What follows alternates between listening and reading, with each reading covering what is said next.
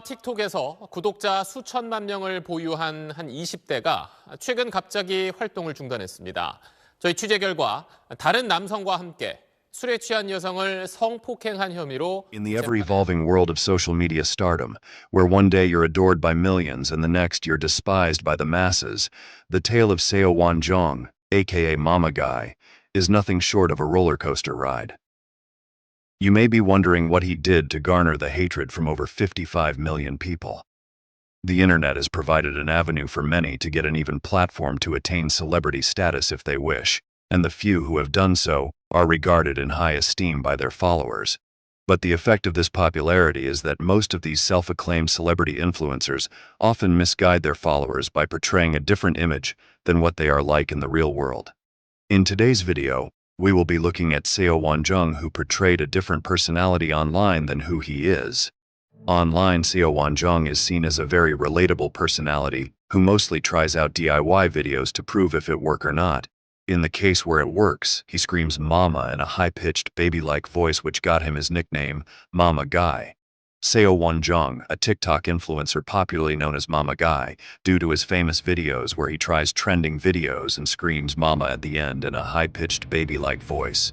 Seo Won-jung, a Korean influencer from South Korea, was born on November 19, 1996.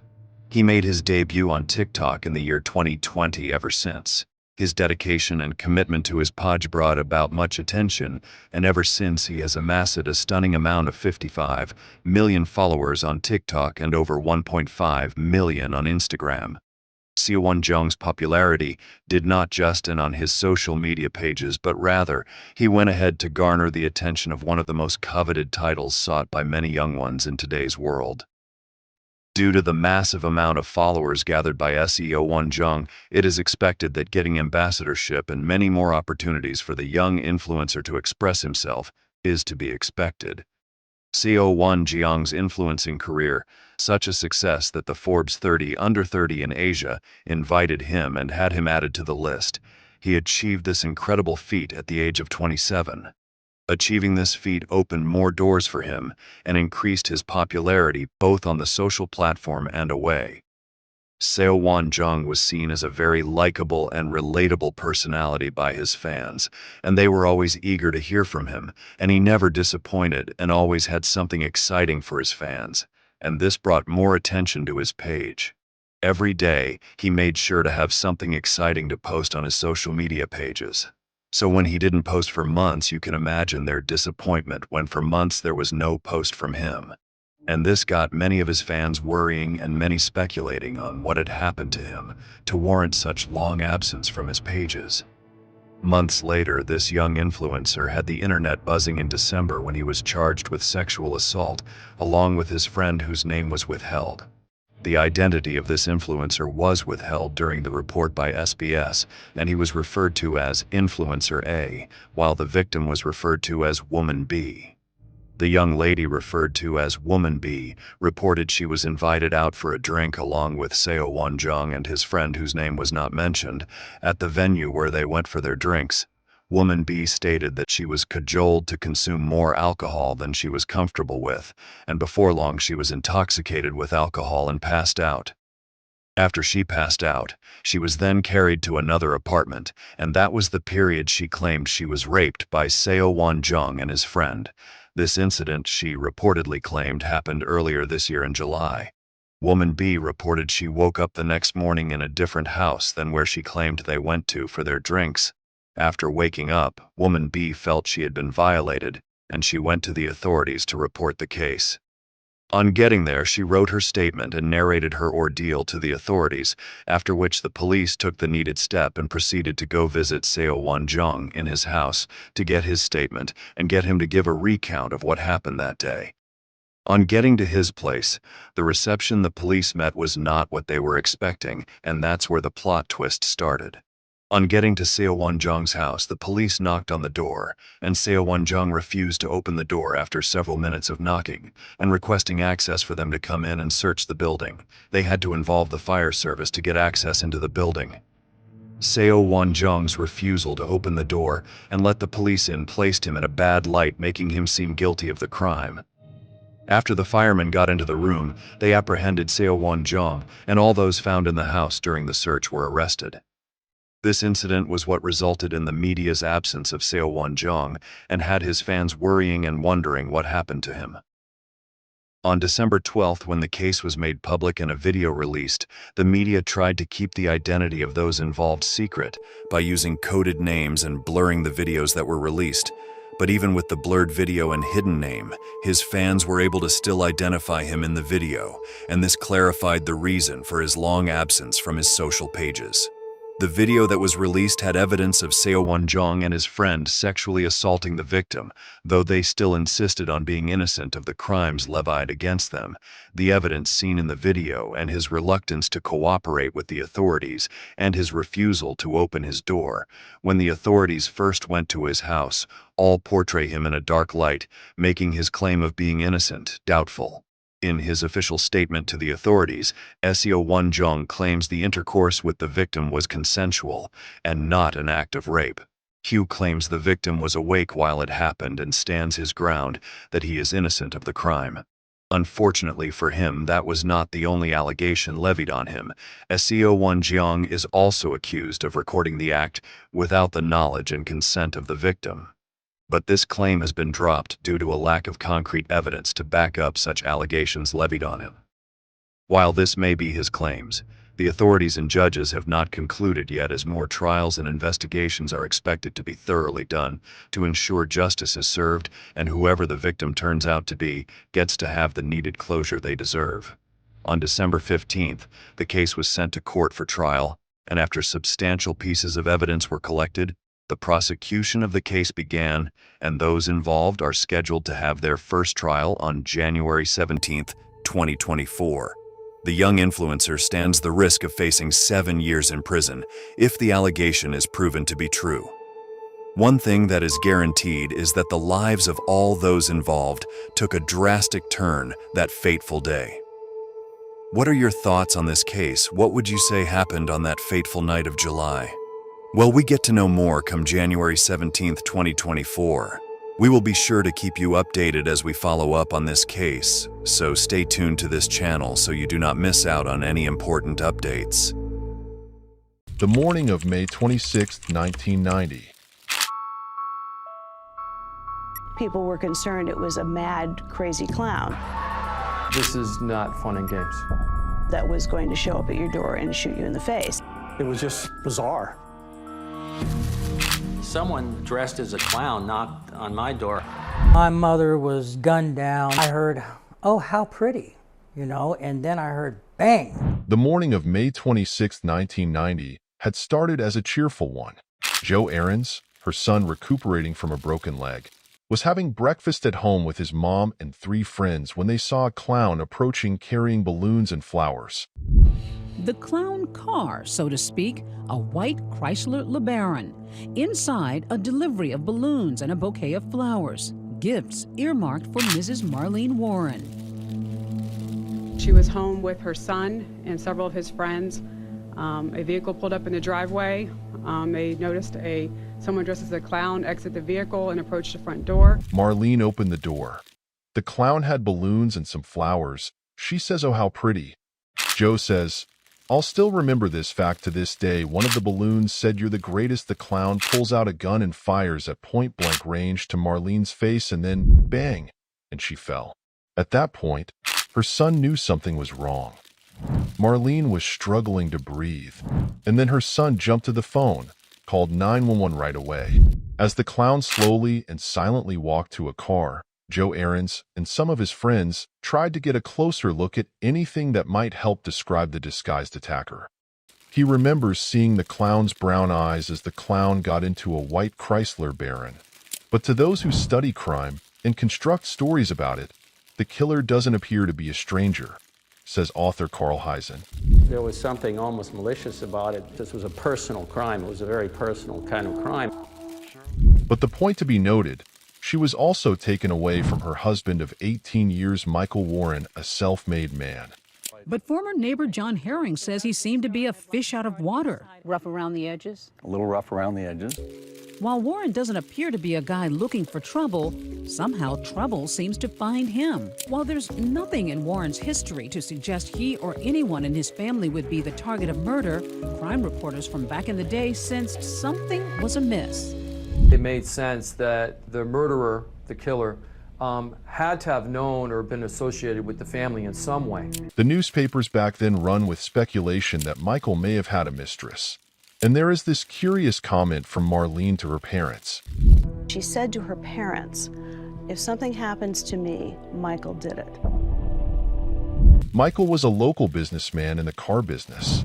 The Warrens' marriage seemed to be an ideal marriage, but for the people on the inside that knew better, Marlene was expressing issues with Michael Warren. The people closest to Michael Warren that worked with him knew there was something wrong because they were observing Michael Warren's interactions with a woman by the name of Sheila Keene, and the rumors was, what about Sheila and Michael? Well, it was more than a rumor that Sheila Keene and Michael Warren were having an affair, and it was not hidden from any of the employees. While some of Joe's friends remained at his house waiting for EMS, Joe got into Marlene's car. Authorities had also spoken with Joe's stepfather, Mike Warren, who they learned had an alibi. He was in a car with his friends heading to a racetrack when the shooting took place.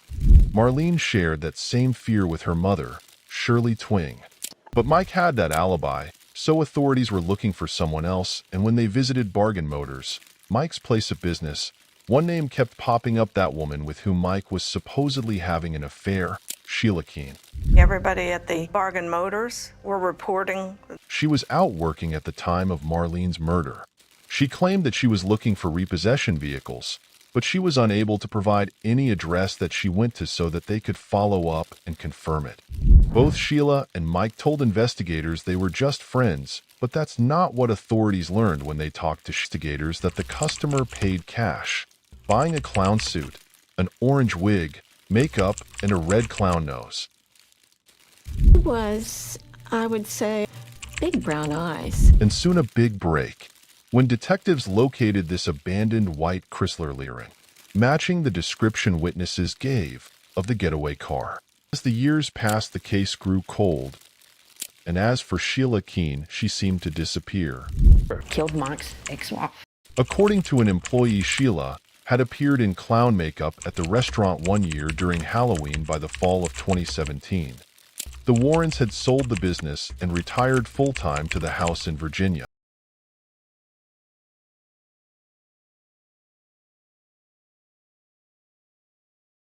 Very credible witnesses. We have no reason to doubt them.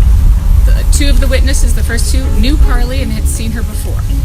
So we do not have any reason to question their credibility. Every parent's worst nightmare is the death of a child. But do you know what is worse than the death of a child? Not knowing the whereabouts of a child. The time when you can't tell if the child is alive or not. A time when you don't even know if the child is being treated well wherever they are. And the most painful part of this is having your hopes dashed any time there is a lead, which leads to a dead end. The uncertainty surrounding the trauma attached to a missing child is unexplainable. Every time you hear the doorbell ring, you imagine it is your child. Or when you hear the phone ring, your hopes are raised with the expectation that it might be your child calling. This has been the reality for the parents of Carly Lane Gousset, who was declared missing on the 13th of October 2018. The last 5 years since the unexplainable disappearance of 16-year-old Carly have left her entire family, friends, and the local community in a state of despair. Still, one thing we can count on in this case is the unwavering hope of her family, friends, and community, who after 5 years of fruitless search have not given up on finding young Carly and returning her home to them. Life of Carly Lane Gousset. Carly is the daughter of Zachary Gousset and Lindsay Fairley. She is the youngest child of 3 siblings and the only girl with 2 older brothers. Carly with her family lived in Bishop, California. She lived in a happy home filled with laughter and love, but a few years after Carly was born, Zachary and Lindsay filed for a divorce. After the divorce, Lindsay decided to move to Nevada, Wellington, where she planned to start a new life. Carly decided to stay back in her hometown with her dad so she could be close to her friends rather than than going with her mom to start afresh in a new place. Carly moved in with her father and Melissa Gousset, her stepmother, and her 2 half-brothers. Carly Lyon Gousset had a happy childhood living with her father and stepfamily. Melissa treated her like family, and she did not lack motherly affection from her. She was raised with love and laughter. Most described Carly as a happy, affectionate, and fun teenager, loved by all who met her because of her heartwarming personality. Carly had many friends, and even had a boyfriend named Donald, who was a football player in her school. If Carly was this happy and living a life envied by many, what went astray? What caused the young teenager to deviate from the right path to a path that ultimately led to her disappearance? Carly, who was loved and living a very healthy life, started changing for the worse as she would sneak off to parties where she would be caught smoking marijuana in excess dosage after numerous interventions by family and friends to steer her away from drugs all proved abortive, and Carly had to be suspended by her school, and she was sent to a special campus dedicated for troubled teenagers so they might find their way again. The dreaded night of her disappearance. Due to her suspension from school, Carly was grounded and cut from her social life so she could find her ways, and it was done as a means to prevent her excessive abuse of marijuana. But this dreaded night, Carly pleaded to be allowed to attend her school football game, and Melissa agreed and permitted her to attend the game because she figured no harm could come from that, seeing as she would be in a crowded environment with teachers and parents, so she wouldn't have the opportunity to smoke marijuana, which was the main reason she was grounded. It was a Friday night on the 12th of October 2018, which would forever be a night to be remembered for the Gousset family. After Carly left home with the guys that she was going to a football game, she went out to a party at a friend's place with her boyfriend Donald. There she smoked marijuana and other substances she could not identify. At about 8 p.m., Melissa called Carly to ask if she needed a ride back home, but Carly denied, saying she would come home with her boyfriend after the match. But Melissa on the handline of the phone was not convinced that Carly went to the game, seeing as she could not hear any background noise of the bands or the cheering of students, but rather all she heard was music and chatting. Barely 30 minutes after Melissa called, Carly started behaving in an erratic way, screaming and shouting at her friends. She went ahead to say that she was scared and did not want anyone to come close to her. Her boyfriend tried to placate her, but she kept screaming and refused any of them coming close, saying she was being stalked and someone was out to kill her. After a few minutes, the boyfriend was able to calm her down and proceeded to walk her home. But shortly after, she started screaming again and called Melissa, begging for her to come and pick her up. They called to Melissa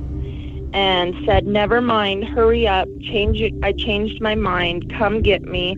I'm booking it down Dixon Lane. Hurry, I'm scared." She told the boyfriend to leave and that she would walk and wait for Melissa to pick her up after some disagreement. Her boyfriend decided to leave her and watched as she walked down the dark road before he turned back. Melissa left home and drove to where Carly asked to be picked up. Driving down the dark and eerie road, Melissa saw nothing and thought she must have been going in the wrong direction until she saw a faint light ahead on reaching. She discovered it was Carly, who looked distraught, and she quickly jumped in the back seat of the car, crying and begging Melissa to drive. Melissa, seeing the frantic state Carly was in, obeyed and drove off during the ride back home. She tried to calm Carly so she could know what caused her to be that upset, but all she was able to do was calm her a little. On getting home, Melissa helped Carly out of the car and took her inside, where she was met by her husband. Carly kept acting strange. One moment she was scared of her parents, the next she was saying how much she loved them, and asking if they loved her and would always love her, which they replied that yes, they do love her. Melissa went ahead to ask her what she took, which she replied that she took a substance but didn't know the name of the substance she took at the party. After talking with her and reassuring her, Melissa was finally able to calm her down, and they spent some family time together, watching movies till late in the night, when she was able to put her to bed. Disappeared into thin air.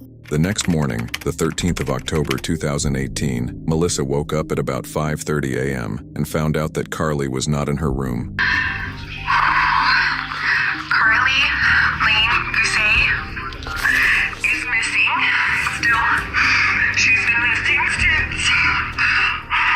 Breathe. She went ahead to wake her husband and told him that Carly was missing after searching the house with no luck of finding her at home. They both drove out to search for Carly in the neighborhood with the hope that she woke disoriented and wandered the area. After searching for some hours with no clue where she went, they called the sheriff county and reported that Carly was missing. At about 9:35 a.m., Zachary Gousset had to place a call to Carly's biological mother, Lindsay, to tell her that Carly was gone. Lindsay, like any mother, became frantic, stating that the word "gone" 911 scared her, and she was confused without a clue what to do. The sheriff's county sprang into action immediately and searched all the neighboring areas after searching with no luck in finding Carly. They had to involve the Forest Service and China Lake Naval Station for help to cover a wider range. They all availed themselves, and they searched for her using tracking dogs, and helicopters were seen flying around, doing a sweep of the entire county with an aerial view, but they all turned up empty-handed. Later that night, Melissa went on her social media to plead with the public to come forward if they had any news about the whereabouts of Carly, appealing to the public to come to their aid and spread awareness so that the 16-year-old could be found. The case.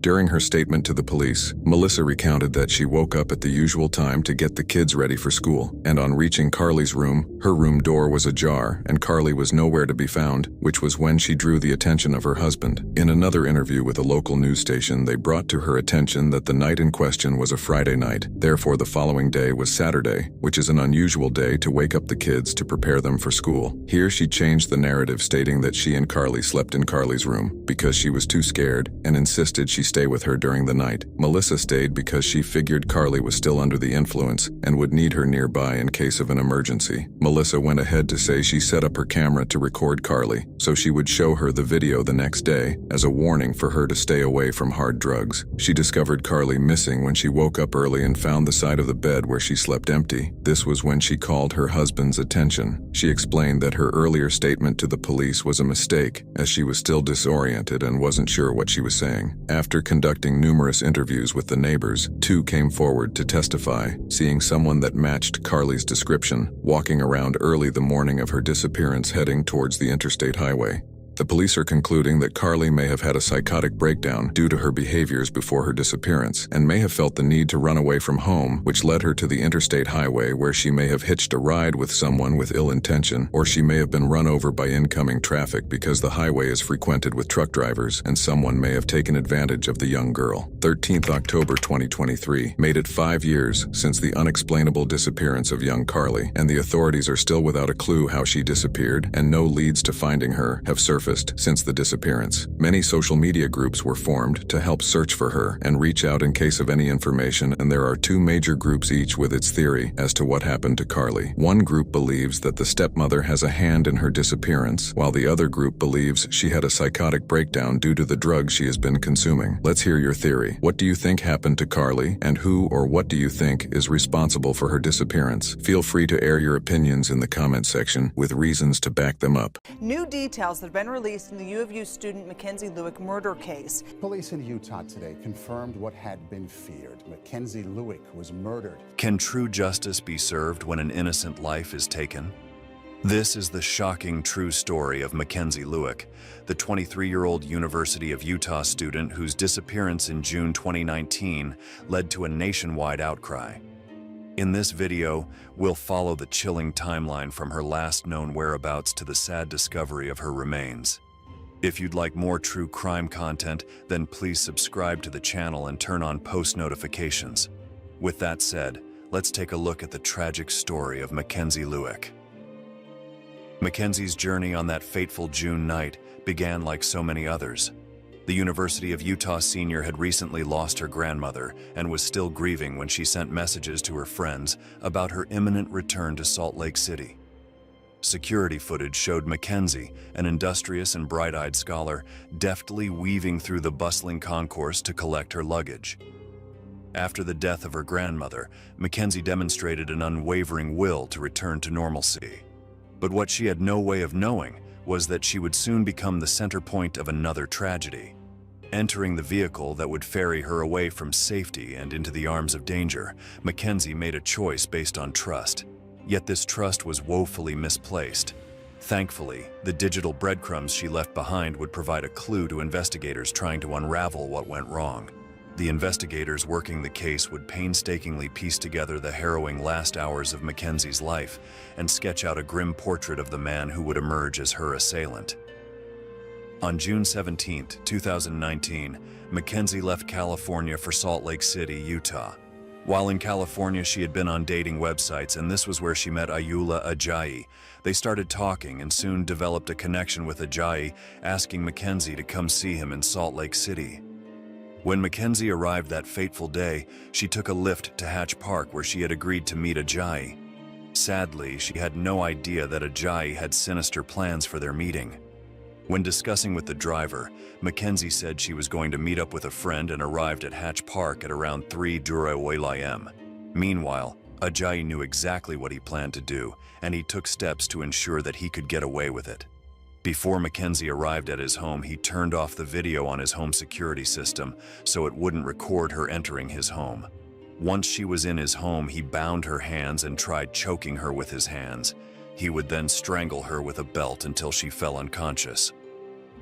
After committing this horrific crime, Ajayi buried Mackenzie's body and some of her belongings in his backyard and threw the rest into the Jordan River. He would burn the body the very next day. 3 days later, on June 20th, Mackenzie's father called the police, as he had not heard from his daughter since she arrived in Salt Lake City. The police immediately started investigating Mackenzie's disappearance, and 11 days after her murder, on June 28, 2019, they showed up at Ajayi's house to interrogate him. They searched his property and found some of Mackenzie's belongings. His neighbors also reported to the police that Ajayi had a bonfire on his property on June 17th that resulted in a horrible smell. Ayoola. Ajayi was arrested, and everyone was stunned when he led the police to the place where he had buried Mackenzie in a shallow grave. The news of Mackenzie's death stunned the community, and everyone wanted justice for her murder. An autopsy was carried out which revealed that in addition to everything Ajayi admitted to doing to Mackenzie, she had also suffered blunt force trauma on the left side of her head. This trauma resulted in an intracranial bleed and was the cause of her death. As detectives delved into Ajayi's past, they discovered the disturbing realities he had hidden from the world. Ajayi was a writer, and he had authored a novelacid with various troubling events not too dissimilar to what he had done. The investigators also went through Ajayi's digital records, unearthing a fiendish web of electronic correspondence that included phone records, application messages, and haunting photographic evidence. The trial soon began with Ajayi pleading guilty to first-degree aggravated murder and third-degree desecration of a human body. He had struck a deal with the prosecutors, and in return for pleading guilty to these charges, the prosecutors dropped some additional charges and took the death penalty off the table. But during the trial, Ajayi was also charged with the kidnapping of a woman whom he also met on a dating app. The kidnapping happened in March 2018, and the victim only came forward when she heard the news that Ajayi had been arrested. He was also charged with sexual exploitation of a minor after police officers found multiple photos on his computer that showed he was linked with this. Ajayi, however, pleaded not guilty to this, and the pornography charges were eventually dismissed. But even with all this, the horrific murder of Mackenzie Lueck remained center stage. As prosecutors recounted the events that had taken place on that fateful day, everyone could see for themselves the extent of the brutality in the heart of Ayoola Ajayi.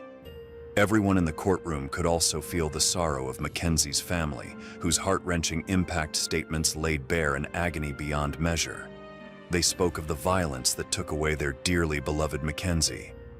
In less than a month after the trial began, the judge would dispense Ajayi's fate, a life sentence without the prospect of parole. It was a closing chapter that did little to salve the wounds of those who grieved for Mackenzie. It offered no allure of consolation or solace. The trial, meticulously recorded and scrutinized, sparked public mourning. It was a communal sharing of grief, a channel for the outpouring of collective heartache in the face of such a profound loss. The public followed each step, from the initial shock to the grueling search, the arrest, and the final verdict. It became a shared chapter of pain in the broad narrative of human experience. In the wake of the sentencing, Mackenzie's family chose to spread her spirit of hope and kindness. In her memory, they became advocates for safety precautions, for mindfulness in our digital engagements, and for a continued conversation about the risks of the modern, connected world. Mackenzie's legacy prompts us to reflect on our interactions, both online and offline, with the recognition that behind screens and usernames reside real people with real lives, hopes, and fears. No one knows for sure why Ajayi did what he did, Mackenzie had used the intricate and interconnected web of the digital age to search for love and a connection with another human being, but it was this search that ultimately led to her demise. It also goes to show how far a person can go to hide his true self from everyone. Ajayi was a man once thought of as polite and charming, yet it was this same man who orchestrated a deceptive performance, the culmination of which left a scar on the community that they would never forget. Mackenzie Lueck was a diligent student whose aspirations and dreams were as radiant as the Utah skies under which she'd lived. She had her whole life ahead of her and wanted to share it with someone who cared about her. Sadly, she met a predator looking to exploit the human yearning for connection. It's this dark reality, the perversion of the human need to trust and to be trusted, that makes the case so heartbreaking.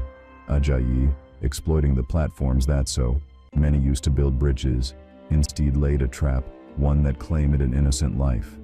Mackenzie's university colleagues, professors, and fellow students painted the portrait of an individual whose absence created a vacuum that no amount of reasoning could fill.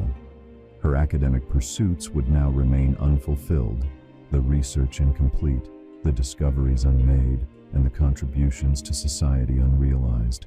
This sad story should serve as a call to all to engage every tool at our disposal to protect the innocent, to educate against the vulnerabilities that underlie our connected existence, and to foster a culture where such tragedies are lessened or prevented. Laws and legal proceedings alone can't mend the rift left in the community or in the hearts of those who held Mackenzie dear. But perhaps the lesson drawn from her story can lead to a broader awareness and a cautious understanding of the dangers that can lurk behind our screens and how it is capable of leading to or even preventing future calamities. Because of one man's heartless and cruel actions, the parents of Mackenzie Lueck will never see their daughter get married or have kids. To quote Mackenzie's father, "My daughter Mackenzie Lueck was a sweet, amazing young lady with the world ahead of her. She was a kind-hearted person that cared about others. Now I will not have the opportunity to see her blossom in life." Her cousin said, "This is a nightmare you can't wake up from. I will never be able to forgive what happened to her. I will never forgive the monster who took her life. Never in my life have I felt anger the way I have the last 16 months. Never have I been so fearful for my life because I know how real evil is in this world."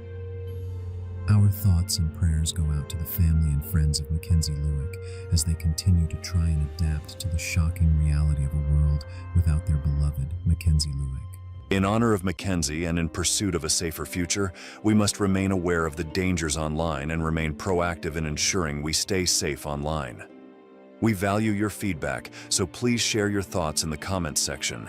And don't forget to like, share, and subscribe for more engaging content. Thanks for watching, and we look forward to having you join us in our next video. 市橋容疑者、今ですね、先頭車両の方に到着しました。黒い、頭から、黒いジャンバーのようなものを、すっぽりとかぶりまして、市橋容疑者、現在、今ですね、新幹線を。The gruesome murder of a 22-year-old British teacher in early 2007 in Japan came as a huge shock to the nation, because Japan is regarded as one of the safest countries in the world. The most recent Global Peace Index states that Japan is the 10th safest country in the world, with a crime rate of 0.3 per 10,000, which is a really low crime rate compared to the insecurities plaguing most nations today. Today we won't be dwelling on the safety status of Japan, but rather on the very short life and tragic death of 22-year-old Lindsay Ann Hawker. Like every 22-year-old, Lindsay had her whole life ahead of her, but a decision she made by accepting to teach English to someone turned out to be the very end of her vibrant and bright-looking future. Lindsay Ann Hawker was born on 30th December 1984 to Bill and Julia Hawker. She lived in Coventry, England, and was also a first-class graduate in biology at Leeds University. Her decision to relocate to Japan came when she got a teaching job. She planned to teach for a while before doing her master's. She was an English teacher for about a year at Kiowa, Tokyo, a branch of Nova, which was then one of Japan's largest private English conversation schools. She had an apartment she shared with 2 other foreign teachers as her roommate. Lindsay also had a boyfriend named Ryan Garside, and they planned to have Ryan come join her in Tokyo once she had settled down and he had tied off all loose ends from his side. The meeting. On a fateful day, March 20th, 2007, Lindsay left her house and was met by Tatsuya Ichihashi, a 28-year-old who claimed he was one of her students. But Lindsay, who knew all her students, politely pointed out that he was not one of her students and she knew all her students. But Tatsuya insisted, stating he was her student. When Lindsay got to her destination, she got down and started walking home only for her to discover that Tatsuya was following her home.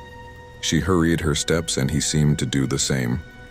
On getting to her place, he asked for a cup of water from her because he claimed he was tasty, and Lindsay invited him in with the assurance that her roommates were home and she felt she would be safe. After Lindsay invited Tatsuya in, he proceeded to ask her if she could tutor him in English, because he wanted to learn English and he felt she would be a good tutor for him. While waiting for Lindsay to serve him the water, Tatsuya drew a picture of her and wrote out his name, phone number, and email address, and gave it to her. Lindsay, feeling moved by the gesture, agreed to tutor him, and they scheduled to meet on the 24th of March in a cafe close by so she could tutor him there, which was permitted by the Nova School. Unknown to Lindsay, that was a meeting she should never have agreed on, because that was the last time she had her freedom. After the ordeal, Lindsay emailed her boyfriend narrating to him her ordeal with Tatsuya. He shared his fears with her, but she replied, "Love you lots. Don't worry about the guy who chased me home. It's just crazy Japan. Miss you." After their tutor session in the cafe on the 24th of March, Tatsuya called a taxi to take them home. But on the way home, the taxi drove to Tatsuya's house instead of taking her home. So Tatsuya asked her to accompany him up to his apartment so he can pick up something, and then the taxi will take her home. The search. The search began when Nova reported Lindsay missing after she failed to show up for her classes. Frantically trying to contact the police, her friends faced delays in getting the message across to her parents. 2 days later, her roommates reported to the police that she was missing, and they also sent word to her parents that Lindsay was missing, which led the father and her boyfriend to fly into Tokyo on the 26th of March, 2007. On arriving, the police gathered information from her roommates and also her boyfriend, with whom she exchanged emails with, sharing with him the name of the cafe they would be having the training. With the help of this piece of information gathered, the police were able to go to the cafe and ask around if anyone saw her leave with Tatsuya. After it was confirmed they left together in a taxi, the police officers were able to track the taxi to the apartment. It dropped the two of them off. 2 officers eventually reached Ichihashi's apartment, but were denied entry without proper cause. Suspicion grew, and 7 more officers joined the scene. After much delay in getting the needed warrant to go into his apartment and search it, the police barged in, but were left in utter shock as Lindsay's lifeless form was tragically discovered. Buried in a bathtub filled not just with sand, but a bizarre mix of compost soil. She had been tied up and silenced, with one hand awkwardly sprawled outside this eerie concoction. As if that wasn't horrific enough, Lindsay's bruised upper body held signs of a prolonged attack. Police detectives deduced that the egg-sized bruises on her face were likely from a fist, while the lesser marks scattered across her body hinted at collisions with furniture. Lindsay and her assailant, Tatsuya, were both well-versed in martial arts, but he had the upper hand with his black belt. Tragically, Lindsay met her end when her attacker started strangling her, shattering the cartilage in her neck. In a final act of degradation, her head was shaved, and her belongings were strewn around the room. Media reports initially painted a gruesome picture of Lindsay being buried in sand, but the reality was far worse. A mix of sand, compost soil, and a spray meant for decomposing waste were discovered, and it seemed Tatsuya had other sinister plans, contemplating either burying the body in concrete or waiting for it to decompose. He meticulously gathered the materials through multiple trips to the hardware store in the hours leading up to the police intervention. The chase. After a tense 2-hour search, Tatsuya was seen barefoot and carrying a rucksack, making a desperate attempt to escape. A daring chase ensued, with Tatsuya evading the officers by vaulting downstairs and escaping through the streets. His rucksack, holding gym clothes, hinted at a mundane cover for his desperate flight. The pursuit continued, with the officers trying all they could to ensure justice was served. In a bizarre twist to this already chilling story, it seems Tatsuya went to great lengths to conceal his gruesome act. Police suspect that sometime between Sunday night and early Monday morning, he hauled the bathtub from the bathroom to the balcony and placed Lindsay's lifeless body inside. Things took a serious turn on Tuesday when the police secured an arrest warrant for Tatsuya, accusing him of abandoning Lindsay's body. The nationwide manhunt was on, and he landed on the most wanted list. On March 29th, detectives discovered a shopping trolley they believed Tatsuya used to transport bags of horticultural soil to bury Lindsay. In early 2008, the police explored sightings of Tatsuya in areas of Kabukicho, popular with the gay community, based on a few identifications made by his male partners. However, by the end of the year, the investigation hit a roadblock. Come October 2008, with 140 officers involved, the police floated the idea that Tatsuya might have taken his own life. But Lindsay's father dismissed this as a tactic to scale down the operation, which was supposedly concluding. Speculations about Tatsuya's whereabouts continued, and by January 15, 2009, reports surfaced, suggesting he had fled to the Philippines. As the second anniversary of Lindsay's death approached in March 2009, the police took an unusual step by releasing life-size cutouts of Tatsuya to raise awareness about the case. The arrest and trial. In a dramatic move on June 26, 2009, the Japanese National Police Agency significantly raised the cash reward for information leading to Tatsuya's arrest, from $1 million to a whopping $10 million. This added incentive proved effective when, later that year, Tatsuya was finally captured. Various informants, including a cosmetic surgery clinic in Nagoya, an employee at a construction company in Osaka where Tatsuya had worked, and a ferry company employee who reported a sighting resembling him, played crucial roles leading to his arrest. On November 4, 2009, police disclosed that Tatsuya underwent plastic surgery at Nagoya Clinic. He worked on his nose and had previously undergone multiple procedures, including removing moles, adding folds to his eyelids, thinning his lips, and increasing his nose's height. The police even released a pre-surgery photograph to the press, highlighting the lengths Tatsuya went to alter his appearance in order to evade arrest. In a dramatic turn of events, Tatsuya's run came to an end on November 10, 2009, when he was apprehended in Osaka while attempting to board a ferry bound for Okinawa.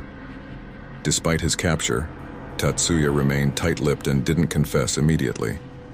When his 23-day detention without charge concluded on December 2nd, he found himself facing serious allegations. He was initially charged with abandoning a body, with 2 more warrants for rape and murder added. Tatsuya's legal team claimed that he faced threats of the death penalty by the officers who arrested him in order to coerce a confession. They also attributed his initial silence to sheer exhaustion and stress. However, on December 23rd, a startling revelation emerged from his defense. Tatsuya admitted his involvement in Lindsay's death, but asserted that he hadn't intended to kill her, and even attempted to resuscitate her when he found out she was no longer breathing. During the court proceedings, Tatsuya made a shocking admission, revealing that he suffocated Lindsay to stifle her cries for help, while he assaulted her, and this act ultimately led to her death. On July 21, 2011, the Chiba District Court delivered its verdict, sentencing Tatsuya to life imprisonment for the murder of Lindsay. Despite the Lindsay family's plea for the death penalty, the court deemed it inappropriate, considering Tatsuya's lack of prior convictions and the potential for rehabilitation at the age of 32. Well, it is safe to say that Tatsuya's time in prison was spent well, because while in prison he wrote a book titled Until I Was Arrested, in which he gave a detailed recount of all that happened to him during the years he was a wanted man, trying to hide and evade the police. He asked the royalties gotten from the sale of this book be given to the Hawker family, but they vehemently refused to collect a dime from him. Due to the success of this book, a movie adaptation was made titled I Am Ichihashi, Journal of a Murderer. Do you think the sentence passed was enough punishment? Share your thoughts and opinions in the comment section.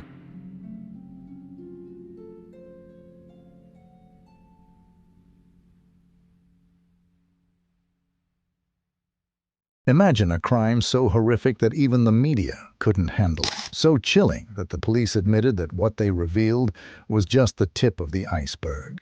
Delving deeper could shatter anyone's sanity. Futoshi Matsunaga, a master manipulator and psychopath, managed to orchestrate unimaginable cruelty for 9 years without laying a finger on his victims. Are you curious how he pulled it off? On March 6, 2002, a young girl stumbled into a police station. Condition a harrowing sight. She was covered in wounds and bruises, clad in diapers, and her emaciated frame made her appear much younger. Desperate for help, this was her second attempt to escape a life of humiliation. She knew that if she missed this chance, there would be no third. Trauma etched deeply into her eyes. She recounted a nightmare that had become her reality. With trembling words, she pointed to Futoshi Matsunaga as the source of her suffering.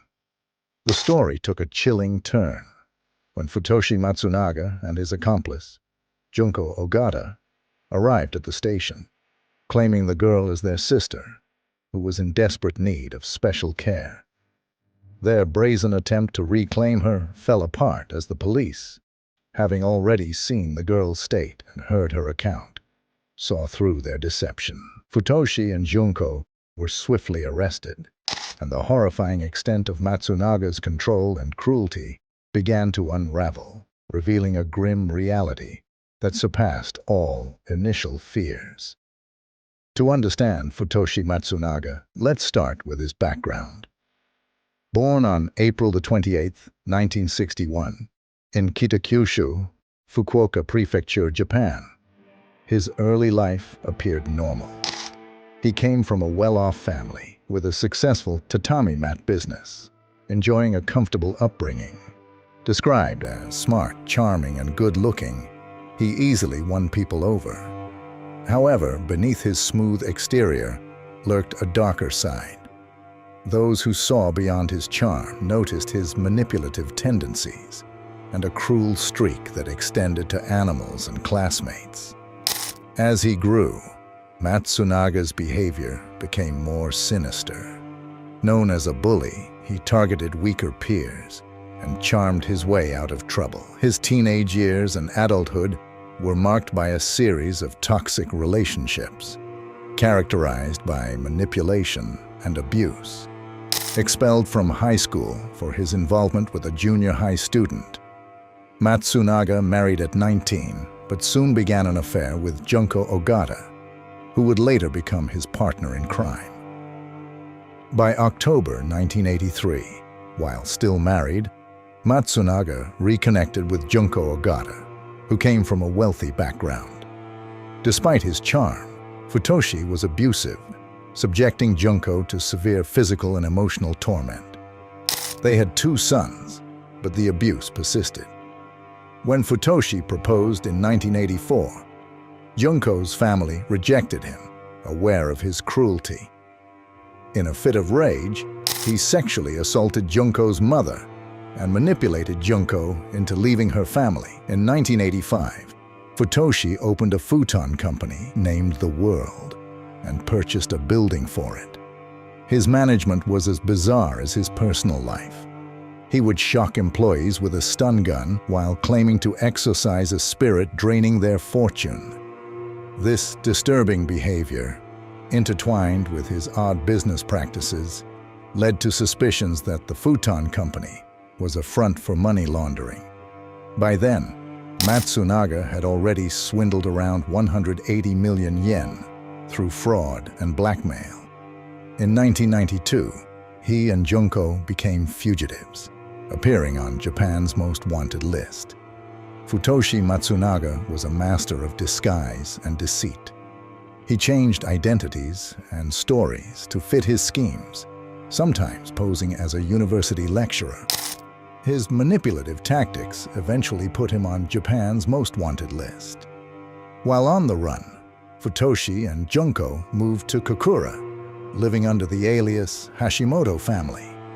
Their first victim in this new phase was a mother of 3. Futoshi charmed her by pretending to be a wealthy single man with a sister. By 1993, he convinced her to leave her husband and children to live with him.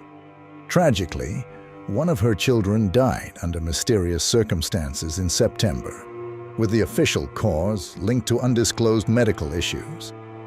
The remaining children went to live with their father and grandfather. The mother's death in March 1994, under bizarre circumstances, involved eating her own feces before dying. Throughout their relationship, Futoshi manipulated and blackmailed her, swindling 11.8 million yen.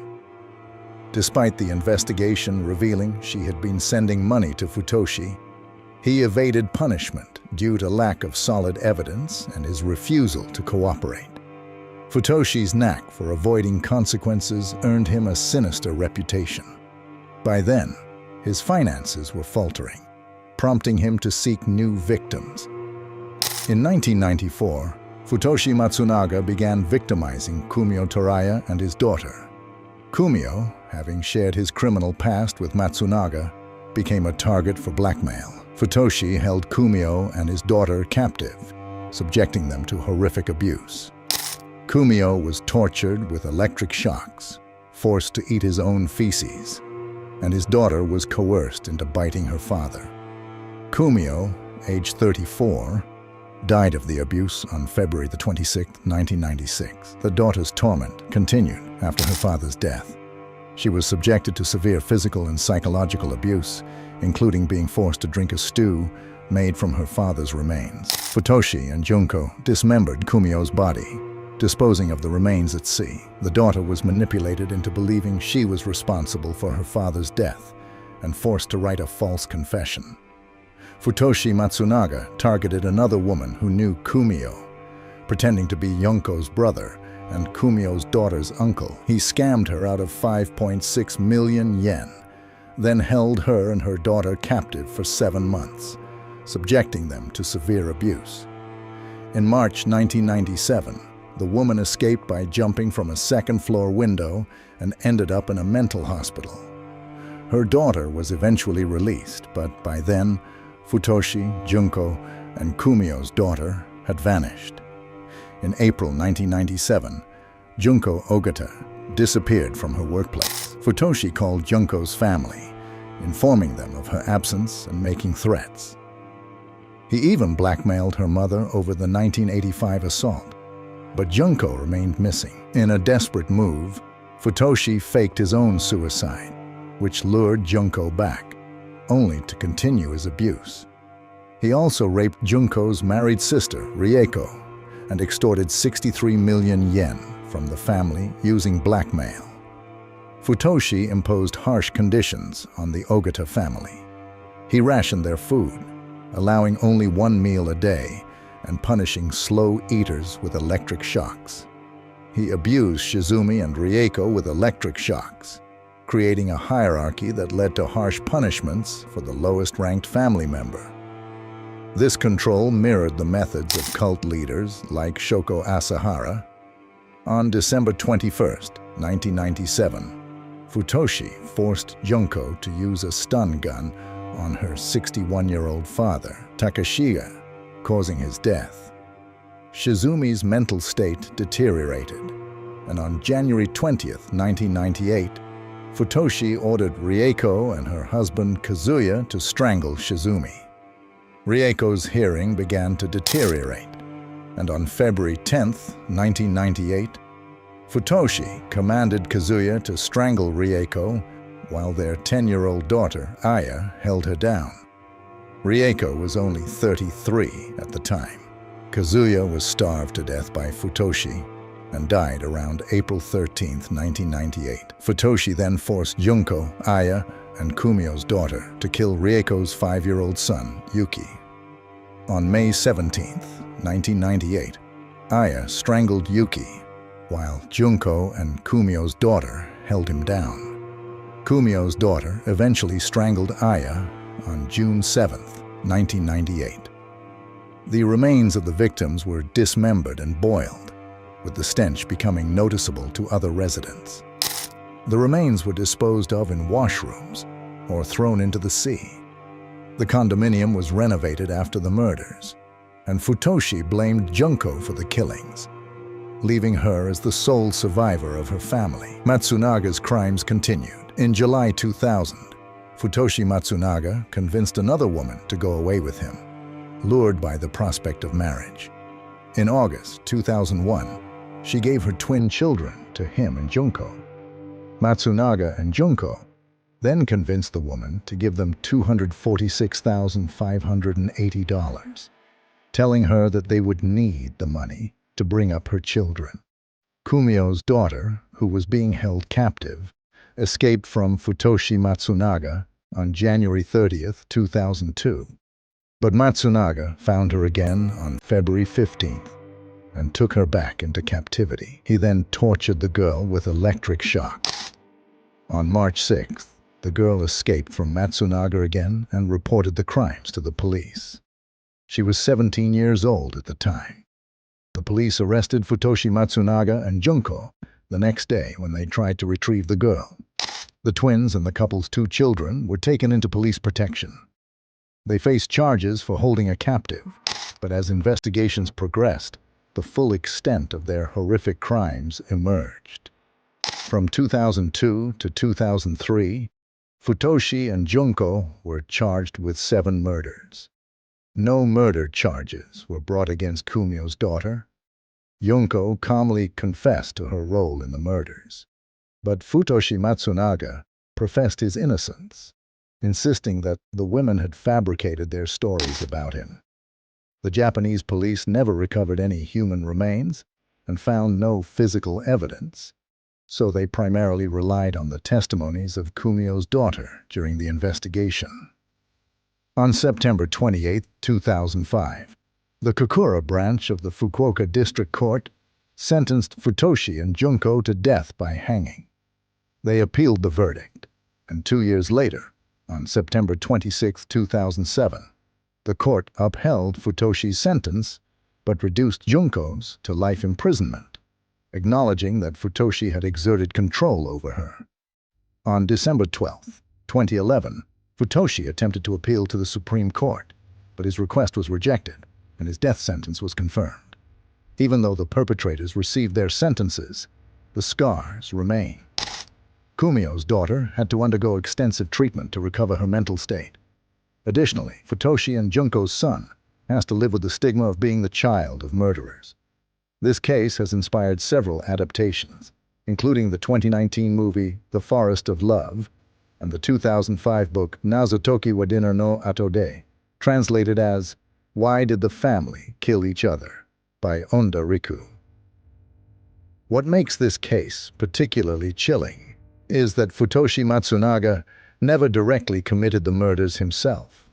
Instead, he manipulated others into carrying out his grisly deeds.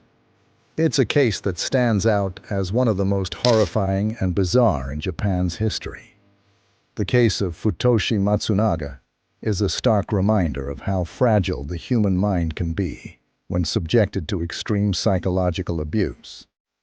It shows us that manipulation, when taken to its darkest extreme, can turn ordinary people into instruments of destruction. As we reflect on this case, it's important to consider the signs of psychological control and coercive manipulation in our own lives and the lives of those around us.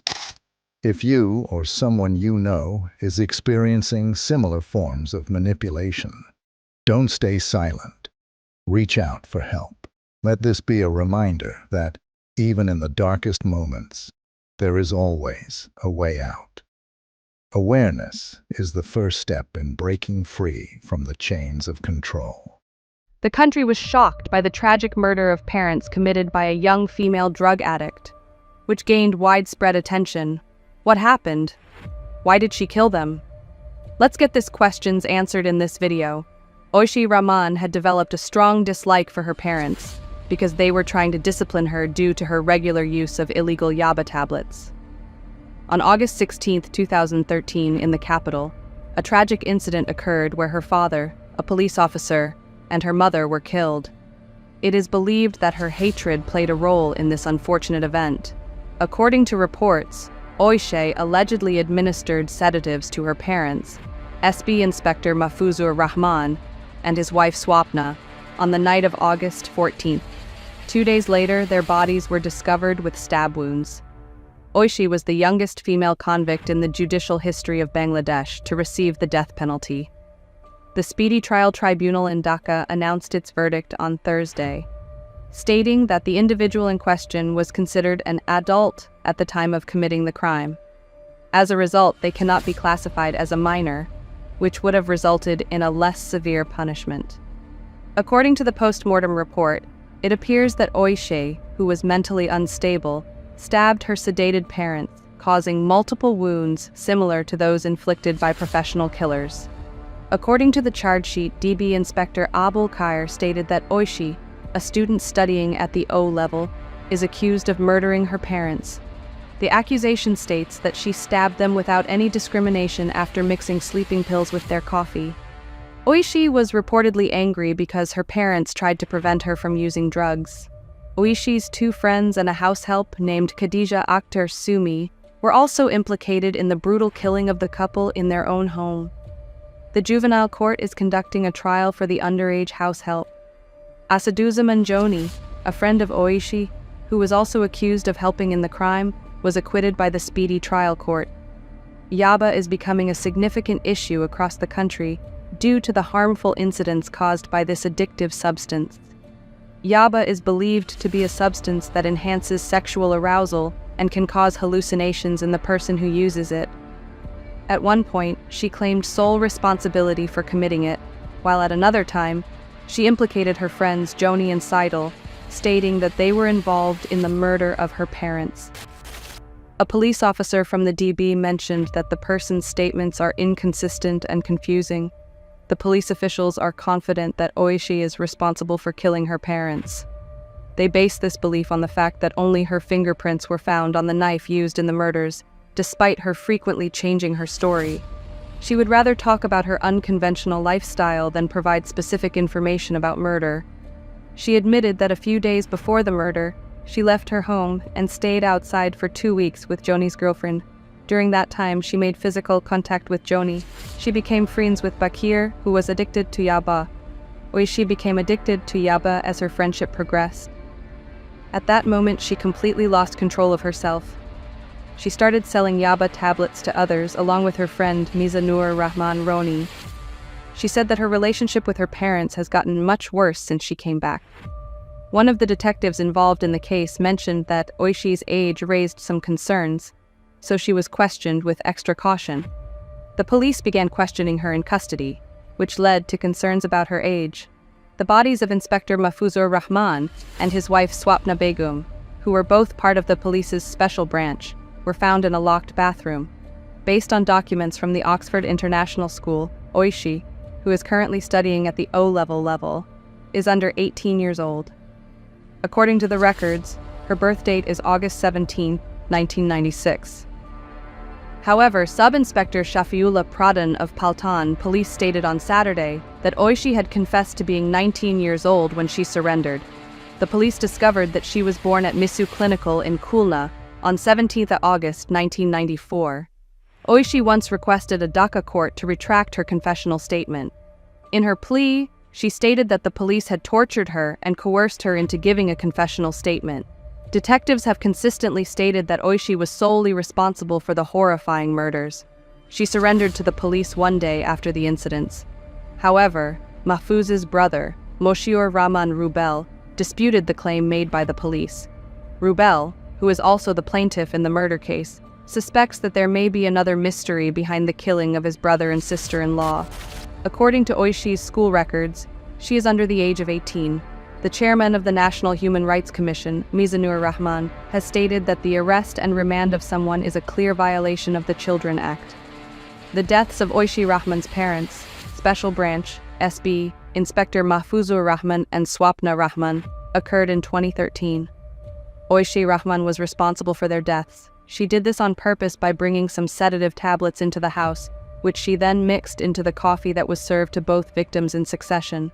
She stabbed her mother in the belly with a sharp knife and then struck her on the neck, which ultimately resulted in the mother's death. Swapna Rahman sadly passed away as a result of the injuries she sustained. Mahfuzur Rahman was also stabbed to death by his daughter, and he passed away as a result. After that, Oishee stole her mother's pocketbook, along with her ornaments, money, and other old clothes. She also took the money. She took her younger brother and the housemaid with her as she fled the house. The neighborhood of Shamelibag in Dhaka, where the family had once called home, was the location where the bodies of the victims were discovered. 2 days after the occurrence, she reported herself to the authorities and admitted that she was involved in the crime. The Dhaka Speedy Trial Tribunal No. 3 handed down its verdict on November 12, 2015, finding Oishee guilty of murder with premeditation. She was given the death penalty as well as a fine of 20,000 taka. The High Court Division Bench, which was comprised of Justice Jahangir Hossain and Justice Meh Jahangir Hossain, overturned her death sentence and replaced it with a term of life in prison on June 5, 2017. Oishee is responsible for the deaths of 2 people who were still alive. However, this number of fatalities is not considered to be particularly extraordinary or exceptional. The fact that there were 2 killings made the situation much more dire, and the fact that she was mentally ill made the arguments in favor of reducing her sentence even more compelling. Could you please?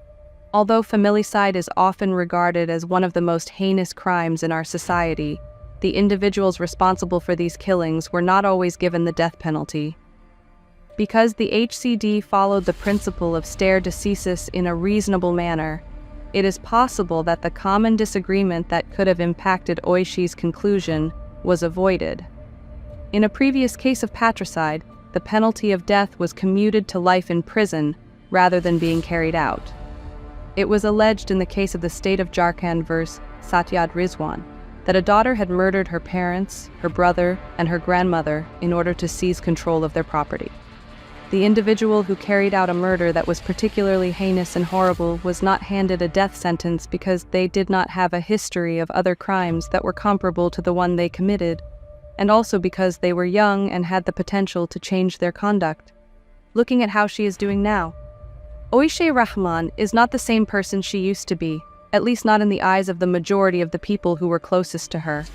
It seems as though she has undergone a complete metamorphosis, which is something that virtually everyone does throughout the course of their lifetime, whether they choose to or not. Now that she has been sentenced to life in prison, the inmate spends her time at the Women's Central Jail within the Kashimpur prison complex in Ghazipur praying. According to the administrators at the jail, Oishee fasted the entire month of Ramadan and never skips a prayer service. Also, she reads a wide variety of literature, and at one point she was even spotted reading Karagar Roznamcha, which is a book based on the jail diaries of Bangabandhu Sheikh Mujibur Rahman. A court in Dhaka found Oishee guilty of the murder of her parents, a police officer named Mahfuzur Rahman and Swapna Rahman, on November 12, 2015, and condemned her to death for her crime. The jailer Hosne Arabiti said that Oishee is doing well in her cell and that she routinely participates in religious activities. I saw her read a book of Bangabandhu a few days ago, Biti claimed, adding that the convicted killer does not show any signs of longing for drugs, despite the fact that she was an addict when she murdered her parents. This is the end of this video. Drop a like to this video and subscribe to this channel. Remember to also drop your comment.